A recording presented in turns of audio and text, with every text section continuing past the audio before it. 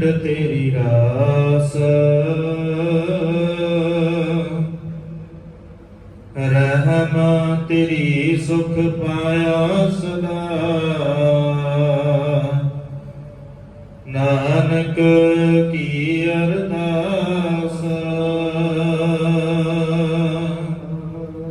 रहम तेरी सुख पाया सदा।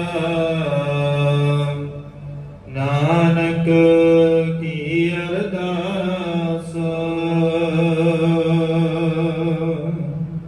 सतनाम श्री वाहिगुरु साहिब जी। ओंकार आकार कर, एक कवाओ पसाओ पसारा। पंच तत्त परवान कर, घाट घाट अंदर तिर भवन सारा। कादर किन्ह न लखिया, कुदरत साज किया अवतारा। एक दू कुदरत लख कर, लख बेअंत असंख असंख अपारा। रोम रोम विच रखियो ना, कर ब्रह्मांड करोड़ शुमारा। एक स ब्रह्मांड विच, दास दास कर अवतार उतारा। केते वेद व्यास कर, कई कतेव मुहम्मद यारा। कुदरत एक बेता पासारा, कुदरत एक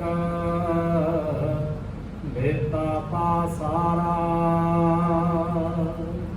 वाहिगुरु जी का खालसा, वाहिगुरु जी की फतेह।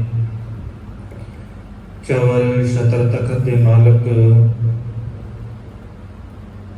हाजरा हजूर ज़ाहरा ज़हूर, सर्ब कला भरपूर हजूर अनवर। मनुखता दे सांझे रहबर धन धन साहिब श्री गुरु ग्रंथ साहिब महाराज जी की पावन मुकद्दस हजूरी दे अंदर रोजाना की तरह संध्या वेले दे दीवाना की हाजरी भर रहे भागा वाले सत्संगी जनों, सतगुरां की अपार दया रहमत बख्शिश का सदका पावन गोद के अंदर बैठ करके गुरु प्यार वालियां पासों रबी बाणी के कीर्तन के नाल सांझ बना रहे सां। उपरंत भाई साहब भाई गुरदास जी दियां महान वारां दी जो लड़ीवार विचार पिछले दिनों तो आरंभ हुई सी, तिस दी विचार दे नाल सांझ बनाउण दा सुभाग समा प्राप्त होया है। इस लड़ी के तहत पिछलेरे दीवाना के अंदर पहली बार दियां 3 पौड़ियां की संपूर्ण विचार आप जियां दे नाल सांझी की गई सी। अगलेरी चौथी पौड़ी जिसका पाठ आप जियां ने सत्कारयोग भाई साहब पासों श्रवण किया है, तिसदी विचार सांझी करनी है। आओ विचारां दी आरंभता तो पहला गुरु चरणों के अंदर हाजरी लवाइए। बड़े प्यार अते अदब सहित आखो जी सतनाम। धन वाहिगुरु साहिब जीओ। सतनाम श्री वाहिगुरु साहिब जी। ओंकार आकार कर, एक कवाओ पसाओ पसारा। एक मनिया गया ओंकार देवता है जिहड़ा इस सारे संसार की रचना करता है। उसे नूं ही ब्रह्मा जी भी किया गया। दखण के अंदर ओंकार का मंदिर भी है। ਓਮਕਾਰ ਤੀਰਥ ਹੈ ਜਿੱਥੇ ਜਾ ਕਰਕੇ ਹਿੰਦੂ ਵੀਰ ਨਤਮਸਤਕ ਹੁੰਦੇ ਨੇ। ਉਹਨਾਂ ਦਾ ਉਹ ਧਾਰਮਿਕ ਸਥਾਨ ਹੈ। ਸਤਿਗੁਰੂ ਵੀ ਉੱਥੇ ਗਏ। ਧੰਨ ਗੁਰੂ ਨਾਨਕ ਸਾਹਿਬ ਮਹਾਰਾਜ ਜਿਸ ਦਿਨ ਉੱਥੇ ਗਏ ਰਾਮਕਲੀ ਰਾਗ ਦੇ ਅੰਦਰ, ਸਤਿਗੁਰਾਂ ਨੇ ਓਮਕਾਰ ਬਾਣੀ ਉਚਾਰੀ ਹੈ। ਕਈ ਵਾਰ ਅਸੀਂ ਉਸ ਬਾਣੀ ਦਾ ਜਦੋਂ ਨਾਮ ਲੈਂਦੇ ਆ ਤੇ ਫਿਰ ਦੱਖਣੀ ਓਮਕਾਰ ਕਹਿ ਦਿੰਦੇ ਆ। ਦੱਖਣੀ ਓਮਕਾਰ ਬਾਣੀ ਦਾ ਨਾਮ ਨਹੀਂ, ਬਾਣੀ ਦਾ ਨਾਮ ਓਮਕਾਰ ਹੈ। ਰਾਮਕਲੀ ਰਾਗ ਹੈ। ਦੱਖਣੀ ਉਹਦੇ ਨਾਲ ਉਹਦਾ ਇੱਕ ਸਰੂਪ ਹੈ ਰਾਗ ਦਾ। ਰਾਗ ਦਾ ਨਾਮ ਹੈ ਰਾਮਕਲੀ, ਦੱਖਣੀ ਬਾਣੀ ਦਾ ਨਾਮ ਹੈ ਓਮਕਾਰ। ਸਤਿਗੁਰਾਂ ਨੇ ਉਸੇ ਤੀਰਥ ਦੇ ਉੱਤੇ ਉਸ ਬਾਣੀ ਨੂੰ ਉਚਾਰਿਆ ਮਨ ਦਾ ਭੁਲੇਖਾ ਦੂਰ ਕਰਨ ਵਾਸਤੇ, ਕਿ ਕਿਤੇ ਤੁਹਾਨੂੰ ਇਹ ਮਤਾ ਭੁਲੇਖਾ ਰਹਿ ਜਾਵੇ ਕਿ ਕੋਈ ਇਦਾਂ ਦਾ ਦੇਵਤਾ ਹੈ ਜਿਹੜਾ ਦੇਵਤਾ ਇਸ ਧਰਤੀ ਦੇ ਉੱਤੇ, ਇਸ ਸ੍ਰਿਸ਼ਟੀ ਦੇ ਉੱਤੇ ਪੈਦਾ ਹੋ ਕਰਕੇ ਤੇ ਸ੍ਰਿਸ਼ਟੀ ਨੂੰ ਪੈਦਾ ਕਰ ਰਿਹਾ। ਇੱਕ ਪਾਸੇ ਤਾਂ ਕਹਿੰਦੇ ਆ ਵੀ ਉਹ ਪੈਦਾ ਹੋਇਆ, ਦੂਜੇ ਪਾਸੇ ਕਹਿੰਦੇ ਉਹਨੇ ਸ੍ਰਿਸ਼ਟੀ ਨੂੰ ਪੈਦਾ ਕੀਤਾ। ਜਿਸ ਮਾਲਕ ਨੇ ਇਸ ਸ੍ਰਿਸ਼ਟੀ ਨੂੰ ਪੈਦਾ ਕੀਤਾ ਹੈ ਉਹਨੂੰ ਜਨਮ ਦੇਣ ਵਾਲਾ ਕੋਈ ਨਹੀਂ ਹੈ। ਉਹ ਜੂਨਾ ਚ ਆਉਣ ਵਾਲਾ ਨਹੀਂ ਹੈ, ਉਹ ਜਨਮ ਨਹੀਂ ਲੈਂਦਾ, ਉਹਦਾ ਕੋਈ ਆਕਾਰ ਨਹੀਂ ਹੈ। ਜਿਹਦੇ ਵਾਸਤੇ ਸੁਖਮਨੀ ਸਾਹਿਬ ਦੇ ਅੰਦਰ ਧੰਨ ਗੁਰੂ ਅਰਜਨ ਸਾਹਿਬ ਮਹਾਰਾਜ ਪਾਤਸ਼ਾਹ ਨੇ ਬਖਸ਼ਿਸ਼ ਕੀਤੀ। ਸਤਿਗੁਰੂ ਕਹਿੰਦੇ ਰੂਪ ਨਾ ਰੇਖ ਨਾ ਰੰਗ ਕਿਛ, ਤ੍ਰੈ ਗੁਣ ਤੇ ਪ੍ਰਭ ਭਿੰਨ, ਸਮਝ ਉਸੇ ਨੂੰ ਆਏਗੀ। ਕਹਿਣ ਨੂੰ ਬਿਆਨ ਮੈਂ ਵੀ ਕਰ ਦਵਾਂਗਾ ਤੇ ਸਤਿਗੁਰੂ ਨੇ ਇਦਾਂ ਕਿਹਾ ਹੈ। ਬਿਆਨ ਬੜਿਆਂ ਨੇ ਕੀਤਾ ਪਰ ਸਮਝ ਉਹਨਾਂ ਨੂੰ ਆਈ। ਤਿਸਾ 부ਝਾਏ ਨਾਨਕਾ ਜਿਸ ਹੋਵੇ ਸੋ ਪ੍ਰਸੰਨ। ਜਿਹਦੇ ਉੱਤੇ ਗੁਰੂ ਰਹਿਮਤ ਕਰੇਗਾ, ਜਿਹੜਾ ਗੁਰੂ ਦੀ ਸ਼ਰਨ ਚ ਆ ਜਾਏਗਾ, ਸਮਝ ਉਸੇ ਨੂੰ ਆਏਗੀ। ਸਤਿਗੁਰੂ ਕਹਿੰਦੇ ਇਸ ਸੰਸਾਰ ਨੂੰ ਪੈਦਾ ਕਰਨ ਵਾਲਾ ਇੱਕੋ ਹੀ ਓਮਕਾਰ ਹੈ, ਉਹ ਅਕਾਲ ਪੁਰਖ ਪਰਮਾਤਮਾ ਜਿਸ ਨੇ ਇਹ ਸਾਰੀ ਸ੍ਰਿਸ਼ਟੀ ਨੂੰ ਸਾਜਿਆ ਹੋਇਆ ਹੈ। ਭਾਈ ਗੁਰਦਾਸ ਜੀ ਕਹਿੰਦੇ ਓਮਕਾਰ ਉਸ ਪਰਮਾਤਮਾ ਨੇ ਇੱਕ ਕਵਾਉ ਤੋਂ ਸਾਰਾ ਪਸਾਰਾ ਪੈਦਾ ਕੀਤਾ ਹੈ। ਸਾਰੀ ਸ੍ਰਿਸ਼ਟੀ ਨੂੰ ਇੱਕੋ ਕਵਾਉ ਤੋਂ, ਜਿਸ ਨੂੰ ਸਤਿਗੁਰੂ ਨੇ ਵੀ ਪਾਵਨ ਬਾਣੀ ਜਪਜੀ ਸਾਹਿਬ ਦੇ ਅੰਦਰ ਸਾਂਝ ਬਣਾਈ। ਸਤਿਗੁਰੂ ਨੇ ਰਹਿਮਤ ਕਰਕੇ ਸਮਝਾ ਦਿੱਤਾ, ਕੀਤਾ ਪਸਾਓ ਇੱਕੋ ਕਵਾਉ ਤਿਸਤੇ ਹੋਏ ਲੱਖ ਦਰਿਆਓ, ਸਾਚੇ ਤੇ ਪਵਨਾ ਭਇਆ, ਪਵਨਾ ਤੇ ਜਲ ਹੋਏ, ਸਾਚੇ ਤੋਂ ਉਸ ਮਾਲਕ ਤੋਂ ਪਵਨ ਹੋਈ। ਉਸ ਮਾਲਕ ਨੇ ਹਵਾ ਪੈਦਾ ਕੀਤੀ, ਗੈਸਾਂ ਪੈਦਾ ਕੀਤੀਆਂ, ਉਹਨਾਂ ਗੈਸਾਂ ਤੋਂ ਮਿਲ ਕਰਕੇ ਪਵਨਾ ਤੇ ਜਲ ਹੋਏ। ਵਿਗਿਆਨਕਾਂ ਨੇ ਵੀ ਇਹੀ ਬਾਅਦ ਵਿੱਚ ਕਿਹਾ। ਤਾਂ ਗੁਰੂ ਨਾਨਕ ਸਾਹਿਬ ਮਹਾਰਾਜ ਵੀ ਇਹੀ ਕਹਿ ਰਹੇ ਨੇ, ਵਿਗਿਆਨਕਾਂ ਨੇ ਵੀ ਇਹੀ ਬਾਅਦ ਵਿੱਚ ਕਹਿ ਦਿੱਤਾ। ਜਦੋਂ ਉਹਨਾਂ ਨੇ ਮੰਨ ਲਿਆ, ਉਹਨਾਂ ਨੇ ਆਪਣੇ ਢੰਗ ਦੇ ਨਾਲ ਪ੍ਰੂਵ ਕੀਤਾ ਵੀ ਇਦਾਂ ਸੱਚ ਹੈ, ਵੀ ਇਹ ਅਸੀਂ ਪ੍ਰੂਵ ਕਰ ਲਿਆ ਹੈ। ਅਸੀਂ ਆਪਣੀ ਲੈਬ ਦੇ ਵਿੱਚ ਟੈਸਟ ਕਰ ਲਿਆ ਵੀ ਸੱਚ ਇਹੀ ਹੈ। ਗੈਸਾਂ ਦੇ ਮਿਲਣ ਦੇ ਨਾਲ ਪਾਣੀ ਬਣਿਆ, ਪਾਣੀ ਤੋਂ ਜੀਵ ਪੈਦਾ ਹੋਏ। ਥਿਉਰੀ ਤੇ ਇਹੀ ਹੈ ਨਾ, ਡਾਰਵਿਨ ਦੀ ਥਿਉਰੀ ਇਹੀ ਕਹਿੰਦੀ ਹੈ। ਸਤਿਗੁਰੂ ਦੀ ਪਾਵਨ ਬਾਣੀ ਨੇ ਵੀ ਇਹੀ ਕਿਹਾ। ਬਸ ਫਰਕ ਇੰਨਾ ਹੈ, ਸਾਇੰਸ ਇੱਥੇ ਆ ਕੇ ਖਤਮ ਹੋ ਗਈ ਕਿ ਗੈਸਾਂ ਤੋਂ ਪਾਣੀ ਬਣਿਆ, ਫਿਰ ਇਹ ਸਾਰਾ ਸੰਸਾਰ ਬਣਿਆ। ਗੈਸਾਂ ਤੋਂ ਸੂਰਜ ਬਣਿਆ, ਗੈਸਾਂ ਤੋਂ ਪਾਣੀ ਬਣਿਆ, ਇਹ ਸਾਰੀ ਕਾਇਨਾਤ ਦੀ ਰਚਨਾ ਹੋ ਗਈ। ਸਤਿਗੁਰੂ ਕਹਿੰਦੇ ਫਿਰ ਗੈਸਾਂ ਕਿੱਥੋਂ ਆਈਆਂ ਇਹ ਵੀ ਤਾਂ ਦੱਸ। ਬਾਕੀ ਤੇ ਸਾਰਾ ਕੋਈ ਲੈਬ ਦੇ ਵਿੱਚ ਤੂੰ ਪ੍ਰੂਵ ਕਰ ਲਿਆ, ਇਹ ਵੀ ਤੇ ਦੱਸ ਜਾ। ਇਹ ਵੀ ਤੇ ਦੱਸ, ਇਹ ਵੀ ਤੇ ਦੱਸਣਾ ਵੀ ਇਹ ਕਿੱਥੋਂ ਆਈਆਂ, ਇਹਦਾ ਵੀ ਤੇ ਜਵਾਬ ਦੇ। ਸਤਿਗੁਰੂ ਕਹਿੰਦੇ ਫਿਰ ਇਹਦਾ ਜਵਾਬ ਹੈ ਸਾਚੇ ਤੇ ਪਵਨਾ ਪਿਆ। ਸੱਚੇ ਪਰਮਾਤਮਾ ਤੋਂ ਇਹ ਹਵਾ ਪੈਦਾ ਹੋਈ, ਪਵਨਾ ਤੇ ਜਲ ਹੋਏ, ਜਲ ਤੇ ਤ੍ਰਿਭਵਨ, ਉਸ ਜਲ ਤੋਂ ਫਿਰ ਸਾਰਾ ਸੰਸਾਰ ਪੈਦਾ ਕੀਤਾ। ਘਟ ਘਟ ਕੇ ਉਸ ਮੋਏ ਮਾਲਕ ਨੇ ਸਾਰਾ ਪਸਾਰਾ ਪੈਦਾ ਕੀਤਾ ਤੇ ਆਪ ਉਹਦੇ ਅੰਦਰ ਵਸ ਗਿਆ। ਉਸ ਇੱਕ ਆਵਾਜ਼ ਤੋਂ, ਇੱਕ ਪਸਾਰੇ ਤੋਂ, ਇੱਕ ਕਵਾਉ ਤੋਂ ਇਹ ਸਾਰੀ ਸ੍ਰਿਸ਼ਟੀ ਦੀ ਰਚਨਾ ਕੀਤੀ ਹੈ। ਪੰਚ ਤਤ ਪਰਵਾਨ ਕਰ, ਘਟ ਘਟ ਅੰਦਰ ਤਿਰ ਭਵਨ ਸਾਰਾ।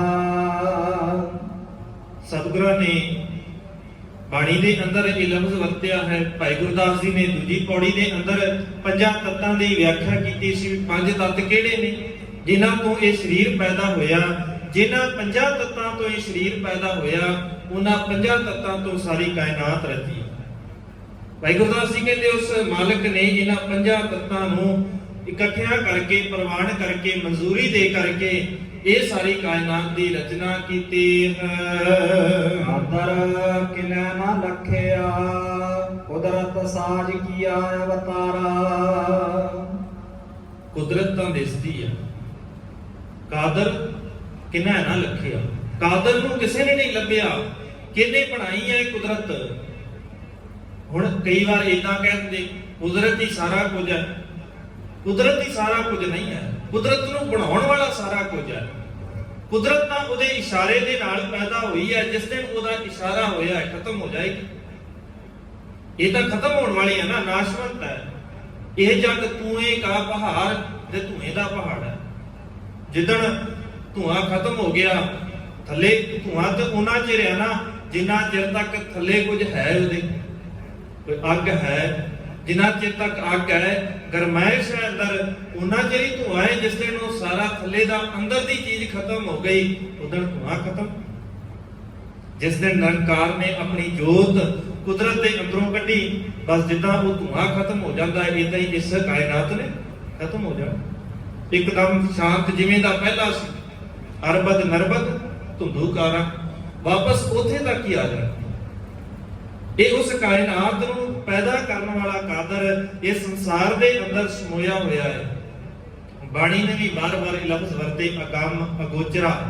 ਅਗੰਮ ਜਿਹਦੇ ਤੱਕ ਪਹੁੰਚਣਾ ਹੋਵੇ, ਅਗੋਚਰ ਗੋ ਦਾ ਭਾਵ ਹੁੰਦਾ ਹੈ ਇੰਦਰੀਆਂ। ਗੋਚਰਾ ਉਹ ਜਿਹਦੇ ਤੱਕ ਪਹੁੰਚ ਹੋਵੇ ਇਹਨਾਂ ਇੰਦਰੀਆਂ ਦੀ, ਅਗੋਚਰ ਉਹ ਜਿਨ੍ਹਾਂ ਤੱਕ, ਜਿਸ ਚੀਜ਼ ਤੱਕ ਇਹਨਾਂ ਇੰਦਰੀਆਂ ਦੀ ਵੀ ਪਹੁੰਚ ਨਾ ਹੋਵੇ, ਭਾਵ ਜਿੱਥੇ ਸਾਡਾ ਮਨ ਵੀ ਨਹੀਂ ਜਾ ਸਕਦਾ। ਹੁਣ ਉਹ ਕਈ ਅਵਸਥਾ ਇਦਾਂ ਦੀਆਂ ਹੈ ਨਾ ਕਿ ਜਿੱਥੇ ਸਾਡਾ ਸਰੀਰ ਨਹੀਂ ਜਾ ਸਕਦਾ, ਸਾਡਾ ਮਨ ਚਲਾ ਜਾਂਦਾ ਹੈ। ਅਸੀਂ ਆਪ ਨਹੀਂ ਜਾ ਸਕਦੇ ਪਰ ਸਾਡੀ ਨਜ਼ਰ ਜਾ ਰਹੀ ਹੈ ਉੱਥੇ, ਬਹੁਤ ਦੂਰ ਤੱਕ ਸਾਡੀ ਨਜ਼ਰ ਚਲੀ ਜਾਂਦੀ ਹੈ। ਉੱਥੇ ਜਾ ਨਹੀਂ ਸਕਦੇ ਪਰ ਕੰਨ ਪਹੁੰਚ ਰਹੇ ਨੇ। ਸਤਿਗੁਰੂ ਕਹਿੰਦੇ ਉਹ ਨਿਰੰਕਾਰ ਤੱਕ ਨਾ ਤੇਰਾ ਮਨ ਜਾਏਗਾ, ਏਦਾਂ ਨਾ ਤੇਰੀ ਨਜ਼ਰ ਜਾਏਗੀ, ਨਾ ਤੇਰੇ ਕੰਨ ਜਾਣਗੇ, ਨਾ ਤੇਰੀ ਜ਼ੁਬਾਨ ਦੀ ਆਵਾਜ਼ ਉੱਥੇ ਤੱਕ ਜਾਏਗੀ। ਉਹ ਗੋਚਰ ਹੈ। ਉਹਨੂੰ ਸਮਝਣ ਵਾਸਤੇ ਫਿਰ ਉਹ ਸਮਝ ਕਿਵੇਂ ਆਏਗਾ?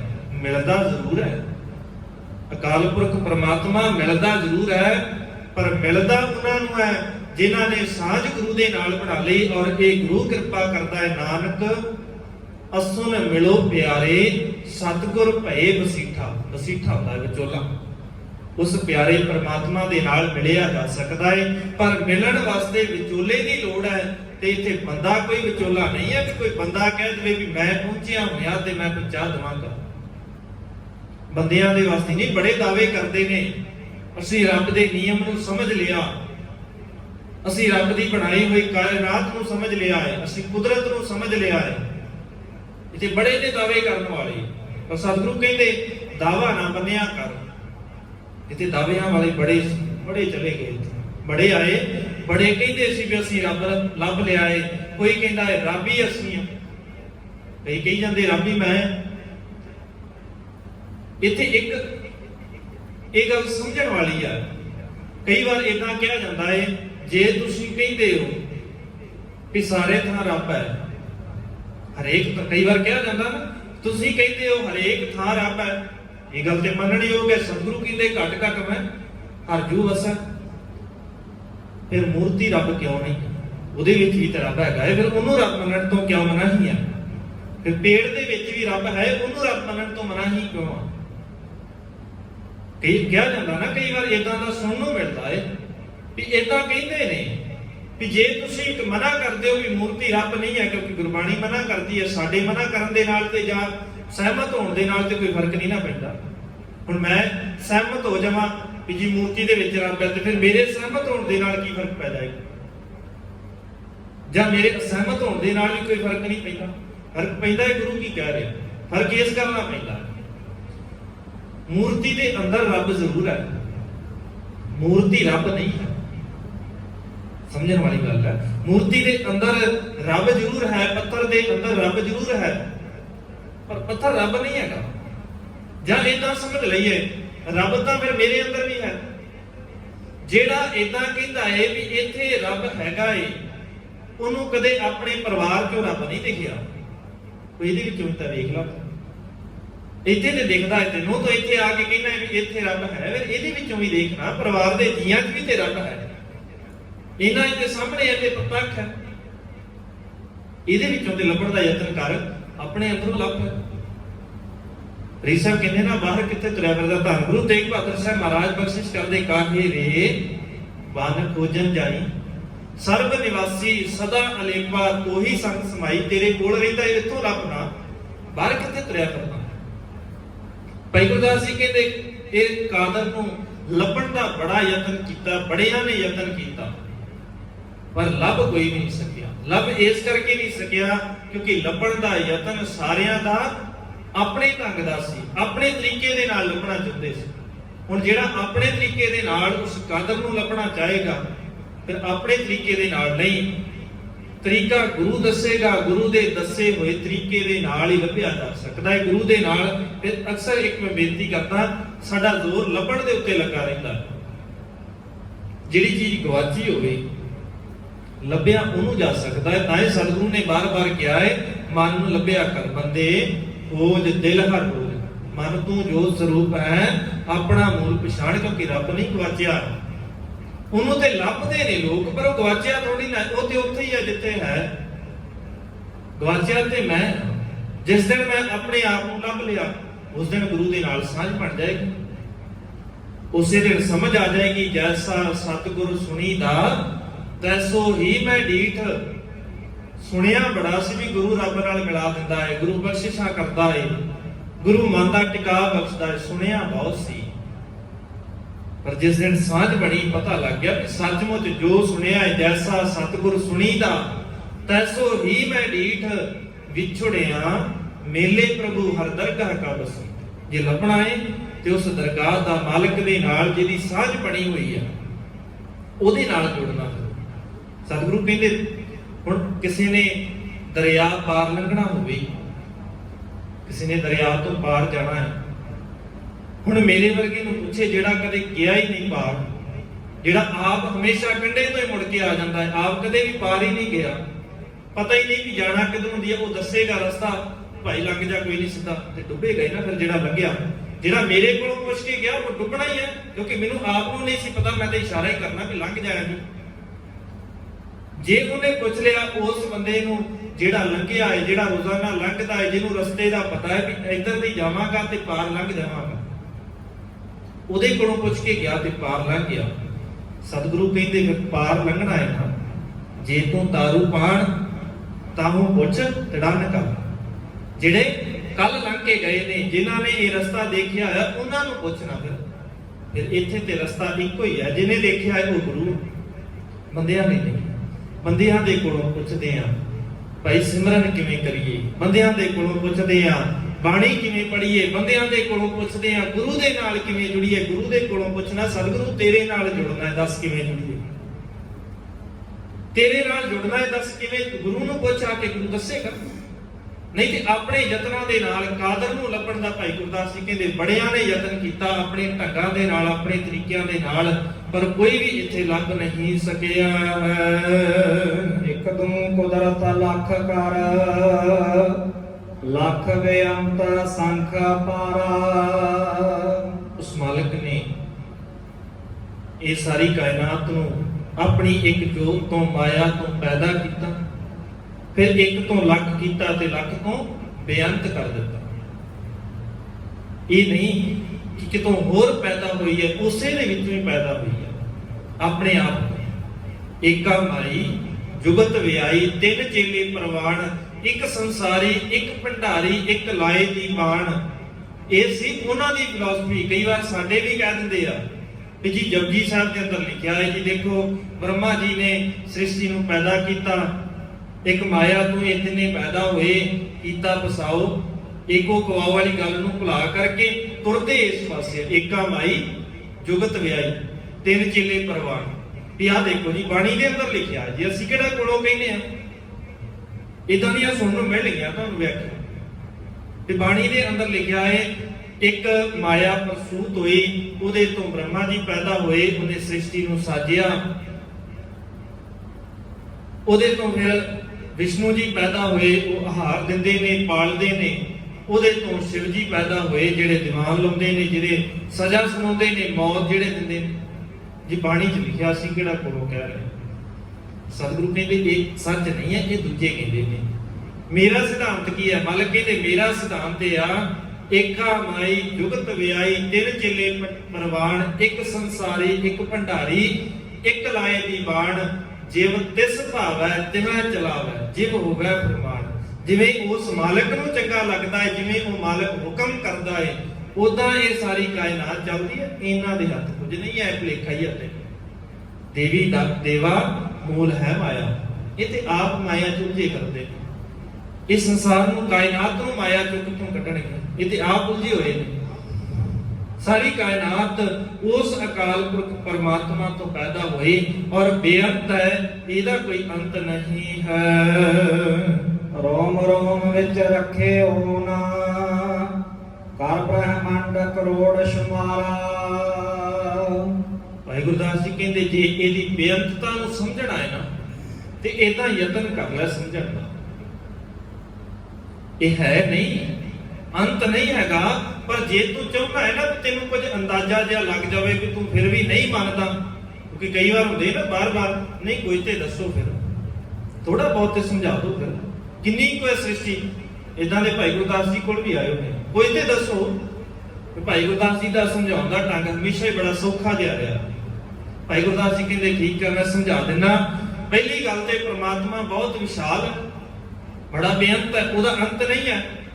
ਫਿਰ ਇਦਾਂ ਸਮਝ, ਜੇ ਸ੍ਰਿਸ਼ਟੀ ਦੀ ਗੱਲ ਕਰਦਾ ਹੈ, ਬ੍ਰਹਮੰਡਾਂ ਦੀ ਗੱਲ ਕਰਦਾ ਹੈ ਕਿ ਕਿੰਨੇ ਕੁ ਬ੍ਰਹਮੰਡ ਨੇ, ਫਿਰ ਇਦਾਂ ਸਮਝ ਲੈ ਕਿ ਉਸ ਅਕਾਲ ਪੁਰਖ ਦੇ ਇੱਕ ਇੱਕ ਰੋਮ ਦੇ ਵਿੱਚ ਕਰੋੜਾਂ ਹੀ ਬ੍ਰਹਮੰਡ ਨੇ। ਪਰਮਾਤਮਾ ਵਿਸ਼ਾਲ ਹੈ, ਬੇਅੰਤ ਹੈ, ਤੇ ਉਹਦੇ ਇੱਕ ਇੱਕ ਰੋਮ ਦੇ ਵਿੱਚ ਕਰੋੜਾਂ ਹੀ ਬ੍ਰਹਮੰਡ ਨੇ। ਉਹਦੇ ਇੱਕ ਰੋਮ ਦੇ ਵਿੱਚ ਕਰੋੜਾਂ ਬ੍ਰਹਮੰਡ ਵਸਦੇ ਨੇ। ਹੁਣ ਇੱਥੇ ਬੜੇ ਸਨ ਜਿਹੜੇ ਕਹਿੰਦੇ ਸਨ ਵੀ ਰੱਬ ਨੇ ਬਣਾਏ ਸਿਰਫ 3 ਲੋਕ, ਕੋਈ ਕਹਿੰਦਾ ਹੈ 7 ਲੋਕ। ਸਤਿਗੁਰੂ ਕਹਿੰਦੇ ਤੂੰ ਗਿਣਤੀ ਉਹ ਕਰਦਾ ਰਹਿ, ਫਿਰ ਗਿਣਤੀਆਂ 'ਚ ਹੀ ਪਿਆਰ ਹੈ, ਗਿਣਤੀਆਂ ਦੇ ਨਾਲ ਕੰਮ ਨਹੀਂ। ਇੱਥੇ ਤੇ ਕਰੋੜਾਂ ਤੇ ਬ੍ਰਹਮੰਡ ਉਹਦੇ ਇੱਕ ਰੂਮ ਦੇ ਅੰਦਰ ਹੈ, ਉਸ ਕਾਦਰ ਦੇ ਜਿਸ ਨੇ ਇਸ ਕਾਇਨਾਤ ਨੂੰ ਬਣਾਇਆ ਹੈ। ਇਕਸ ਬ੍ਰਹਮੰਡ ਵਿੱਚ 10 ਕਰ ਅਵਤਾਰ ਉਤਾਰਾ। ਇੱਥੇ ਮੰਨਿਆ ਜਾਂਦਾ ਹੈ ਵੀ 24 ਅਵਤਾਰ ਨੇ। ਹੁਣ ਇਦਾਂ ਗਿਣਤੀ ਫੇਰ ਕਰਕੇ ਦੇਖ ਲਈਏ। ਪਹਿਲੀ ਗੱਲ ਇਹ ਸੀ ਕਿ ਇੱਕ ਰੂਮ ਦੇ ਅੰਦਰ ਕਰੋੜਾਂ ਬ੍ਰਹਮੰਡ।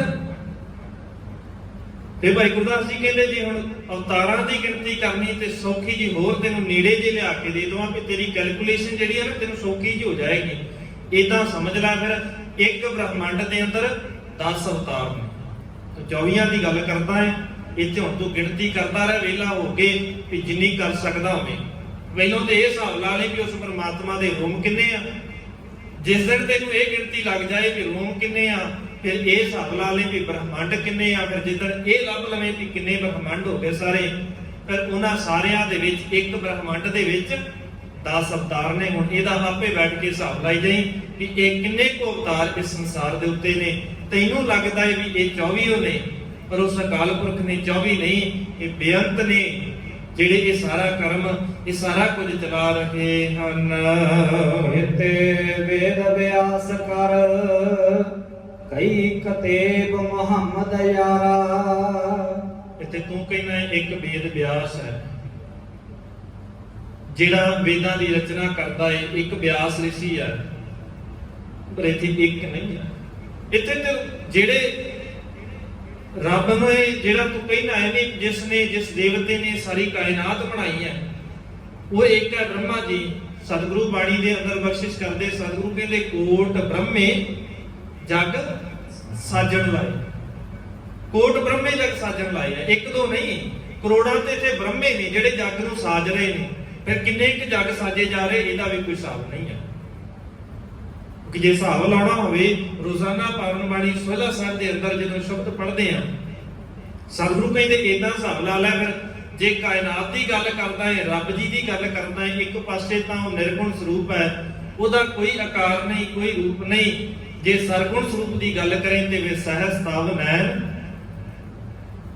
ਉਹਦੇ ਹਜ਼ਾਰਾਂ ਹੀ ਅੱਖਾਂ ਨੇ ਉਹਦੀਆਂ। ਜੇ ਸਰਗੁਣ ਸਰੂਪ ਦੀ ਗੱਲ ਕਰਦਾ ਹੈ, ਸਹਿਜ ਤਾਵ ਨੈਣ ਨਾਨਕ ਨਾਇਨ ਹੈ ਤੋ ਇੱਕ। ਸਹਸ ਮੂਰਤ ਹਜ਼ਾਰਾਂ ਮੂਰਤੀਆਂ ਨੇ ਪਰ ਕੋਈ ਵੀ ਨਹੀਂ, ਨਾਨਕ ਤੋਂ ਹੀ। ਸਹਸ ਪਦ ਬਿਮਲ, ਨਾਨਕ ਏਕ ਪਦ, ਇੱਕ ਵੀ ਪਦ ਨਹੀਂ ਹੈ, ਇੱਕ ਵੀ ਪੈਰ ਨਹੀਂ ਹੈ। ਗੰਧ ਬਿਨ, ਉਹਦਾ ਨੱਕ ਵੀ ਕੋਈ ਨਹੀਂ ਹੈ। ਹੁਣ ਏਦਾਂ ਬਾਣੀ ਨੂੰ ਸਮਝੀ। ਉਸ ਅਕਾਲ ਪੁਰਖ ਦੀ ਬੇਅੰਤਤਾ ਦੀ ਜੇ ਗੱਲ ਕਰਦੇ ਆ ਤੇ ਫਿਰ ਇੱਥੇ ਬੇਅੰਤ ਹੈ ਸਾਰਾ ਕੁਝ। ਕੇਤੇ ਇੰਦ ਚੰਦ ਸੂਰ ਕੇਤੇ ਕੇਤੇ ਮੰਡਲ ਦੇਸ਼, ਇੱਥੇ ਤੇ ਸਾਰਾ ਕੁਝ ਹੀ ਬੇਅੰਤ ਹੈ, ਇੱਕ ਦੋ ਕੁਝ ਵੀ ਨਹੀਂ ਹੈ। ਤੈਨੂੰ ਲੱਗਦਾ ਹੋਵੇਗਾ ਕਿਉਂਕਿ ਜਿੰਨੀ ਕੁ ਸੋਚ ਮੇਰੀ ਹੈ ਮੈਂ ਤਾਂ ਉਹਨਾਂ ਕੀ ਦੱਸਾਂਗਾ ਨਾ, ਉਹਨਾਂ ਕੀ ਦੇਖ ਸਕਦਾ ਜਿੰਨੀ ਕੁ ਮੇਰੀ ਨਜ਼ਰ ਹੈ। ਪਰ ਇਹਦਾ ਮਤਲਬ ਇਹ ਤਾਂ ਨਹੀਂ ਵੀ ਜੋ ਮੈਨੂੰ ਦਿਖਦਾ ਨਹੀਂ ਉਹ ਹੈ ਹੀ ਨਹੀਂ, ਹੈਗਾ ਤੇ ਬਹੁਤ ਕੁਝ ਹੈ ਨਾ। ਇਦਾਂ ਹੀ ਅਕਾਲ ਪੁਰਖ ਦੀ ਸਾਜੀ ਹੋਈ ਸਾਰੀ ਸ੍ਰਿਸ਼ਟੀ। ਭਾਈ ਗੁਰਦਾਸ ਜੀ ਕਹਿੰਦੇ ਜਿੱਥੇ ਵੇਦ ਉਚਾਰਨ ਵਾਲੇ ਵਿਆਸ ਰਿਸ਼ੀ ਬਹੁਤ ਨੇ, ਉੱਥੇ ਜੇ ਤੁਸੀਂ ਇਸਲਾਮਕ ਵੀਰ, ਇਸਲਾਮ ਧਰਮ ਨੂੰ ਮੰਨਣ ਵਾਲੇ ਮੁਸਲਮਾਨ ਵੀਰ ਕਹਿੰਦੇ ਨੇ ਵੀ ਸਿਰਫ ਇੱਕੋ ਹੀ ਪੈਗੰਬਰ ਹੈ ਅਖੀਰ ਦੇ ਵਿੱਚ, ਇਸ ਤੋਂ ਬਾਅਦ ਕੋਈ ਪੈਗੰਬਰ ਨਹੀਂ ਹੈ। ਕਿਉਂਕਿ ਉਹ ਕਹਿੰਦੇ ਨੇ ਲਾ ਇਲਾਹਾ ਇਲੱਲਾਹੁ ਮੁਹੰਮਦ ਰਸੂਲ ਅੱਲਾਹ, ਤੇ ਰਸੂਲ ਮੈਸੇਂਜਰ ਇੱਕੋ ਹੀ ਹੈ। ਇਸ ਤੋਂ ਬਾਅਦ ਹੁਣ ਕੋਈ ਮੈਸੇਂਜਰ ਨਹੀਂ ਹੋ ਸਕਦਾ ਅਕਾਲ ਪੁਰਖ ਦਾ, ਰੱਬ ਦਾ ਕੋਈ ਸੁਨੇਹਾ ਲੈ ਕੇ ਆਉਣ ਵਾਲਾ ਨਹੀਂ। ਇਸ ਤੋਂ ਬਾਅਦ ਸਿਰਫ ਸਾਡੇ ਖਲੀਫੇ ਨੇ। ਤੇ ਭਾਈ ਗੁਰਦਾਸ ਜੀ ਕਹਿੰਦੇ ਫਿਰ ਇੱਥੇ ਮੁਹੰਮਦਾਂ ਦੀ ਵੀ ਕੋਈ ਗਿਣਤੀ ਨਹੀਂ। ਮੁਹੰਮਦ ਸਾਹਿਬ ਕਿੰਨੇ ਹੋ ਗਏ ਜਿਹੜੇ ਮੈਸੇਂਜਰ ਨੇ, ਜਿਹੜਾ ਸੁਨੇਹਾ ਲੈ ਕੇ ਆਉਣ ਵਾਲੇ, ਉਹਨਾਂ ਦੀ ਵੀ ਕੋਈ ਗਿਣਤੀ ਨਹੀਂ ਹੈ। ਤੇ ਉਹਨਾਂ ਦੇ ਖਲੀਫੇ, ਉਹਨਾਂ ਦੇ ਨਾਲ ਰਹਿਣ ਵਾਲਿਆਂ ਦੀ ਵੀ ਕੋਈ ਗਿਣਤੀ ਨਹੀਂ ਹੈ।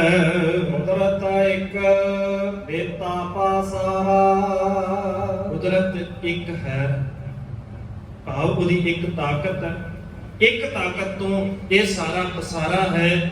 ਇਸੇ ਤਾਕਤ ਨੂੰ ਸਤਿਗੁਰੂ ਕਹਿੰਦੇ ਨੇ ਕੁਦਰਤ ਕਵਣ ਕਹਾ ਵਿਚਾਰ, ਵਾਰਿਆ ਨਾ ਜਾਵਾਂ ਇੱਕ ਵਾਰ ਜੋ ਤੁਧ ਭਾਵੈ ਸਾਈ ਭਲੀਕਾਰ। ਵੀ ਇਹ ਕਿੰਨੀ ਵੱਡੀ ਕੁਦਰਤ ਹੈ, ਮੈਂ ਇਹਨੂੰ ਬਿਆਨ ਨਹੀਂ ਕਰ ਸਕਦਾ।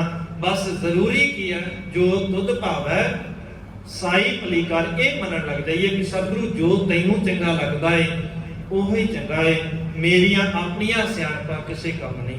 ਸਤਿਗੁਰੂ ਰਹਿਮਤ ਕਰਨ, ਗੁਰੂ ਹੁਕਮ ਦੇ ਅੰਦਰ ਸਾਨੂੰ ਜੀਣਾ ਆ ਜਾਏ, ਰਹਿਣਾ ਆ ਜਾਏ। ਮਾਲਕ ਜੀ ਦੀ ਪਾਵਨ ਬਾਣੀ ਦੀ ਵਿਚਾਰ ਕਰਦੇ ਆਂ, ਭਾਈ ਗੁਰਦਾਸ ਜੀ ਦੀਆਂ ਵਾਰਾਂ ਦੀ ਵਿਚਾਰ ਕਰਦੇ ਆਂ। ਬੇਅੰਤ ਭੁੱਲਾਂ ਹੋ ਗਈਆਂ ਹੋਣਗੀਆਂ, ਸਤਿਗੁਰੂ ਬਖਸ਼ ਲੈਣ, ਗੁਰੂ ਕੀ ਸੰਗਤ ਬਖਸ਼ਣ ਹੈ ਬਖਸ਼ ਲੈਣਾ ਜੀ। ਬੁਲਾਓ ਜੀ ਫਤਿਹ, ਆਖੋ ਜੀ ਵਾਹਿਗੁਰੂ ਜੀ ਕਾ ਖਾਲਸਾ, ਵਾਹਿਗੁਰੂ ਜੀ ਕੀ ਫਤਿਹ।